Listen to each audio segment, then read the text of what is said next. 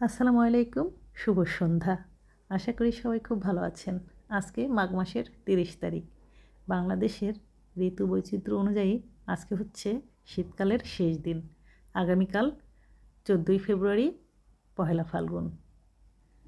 সবাইকে অগ্রিম পহেলা ফাল্গুনের শুভেচ্ছা জানাচ্ছি।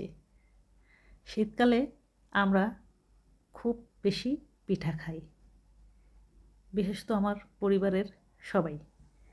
যেহেতু নদী এলাকার মানুষ, শীত গ্রীষ্ম বলে কোনো কথা নেই, সারা বছরই আমাদের বাসায় পিঠা তৈরি হয়। এইবার সব রকমের পিঠা তৈরি করা হয়েছিল, কিন্তু ভাপা পিঠাটা তৈরি করিনি। মেয়ে বলল, মা তুমি কিন্তু আমাকে এবার ভাপা পিঠা খাওয়াও নাই। বললাম ঠিক আছে, তাহলে আজকেই তৈরি করি। যেহেতু আজকে শীতের শেষ দিন, একটা আমেজ থাকতে থাকতে আমি তোমাকে ভাপা পিঠা তৈরি করে খাওয়াচ্ছি। ভাপা পিঠা তৈরি করা খুবই সহজ আমার কাছে মনে হয়। যত পিঠা আছে, ভাপা পিঠাটা তৈরি করা খুবই সহজ। পরিমাণ মতো চালের গুঁড়া নিয়ে আন্দাজ মতো লবণ, অর্থাৎ স্বাদ অনুযায়ী লবণ, আর অল্প অল্প করে পানি ছিটিয়ে চালের গুঁড়াটা রেডি করতে হয়। পানি মেশানোর পর কিছুক্ষণ, প্রায় 10-15 মিনিট চালের গুঁড়াটাকে একটু রেস্টে রেখে দিলে ভালো হয়। তারপর একটা চালনির সাহায্যে চেলে নিতে হয়। আমি চেলে নিয়েছি। পানি কম হয়ে গেলে কিন্তু ভাপে দেওয়ার পর ভাপা পিঠাটা ভেতরে সেদ্ধ হবে না, আর বেশি হয়ে গেলেও পিঠাটা কিন্তু হবে না। ওই জন্য অল্প অল্প করে চালের গুঁড়ায় পানি মেশাতে হবে। ঠিক এরকম হবে। আমি একটি বাটিতে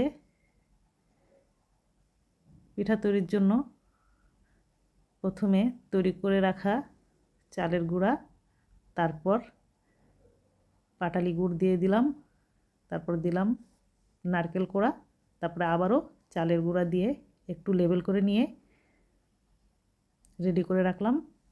একটা পিঠা কিন্তু ইতিমধ্যে হয়ে গেছে, দ্বিতীয়টা এখন দিয়ে দিব। এভাবে দিয়ে হালকা একটু টোকা দিয়ে বাটিটা তুলে নিব।